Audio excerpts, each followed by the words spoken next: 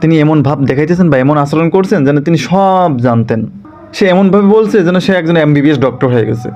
এরকম কথাবার্তা কিন্তু আমরা অনেক সময়ই বলি। এই ধরনের কথাবার্তার জন্য আমরা একটা ফ্রেজ ব্যবহার করতে পারি, যেটা অ্যাজ ইফ বা অ্যাজ দো। দুইটার মিনিং এক এবং নিয়মটাও একই। এটা এইচএসসি, এসএসসি এবং অ্যাডমিশন টেস্টে অনেক বেশি এসে থাকে।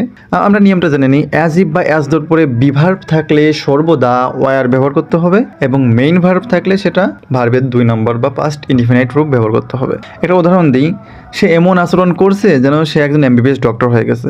হি behaves as if he war an MBBS doctor. এখানে হি ওয়ার দিয়েছি কারণ হি এর পর সাধারণত ওয়াজ ব্যবহৃত হয়, কিন্তু আমরা অ্যাজ ইফ বা অ্যাজ দো থাকার কারণে এখানে ওয়ার ব্যবহার করেছি। সে এমনভাবে বলছে যেন সে সব জানতো।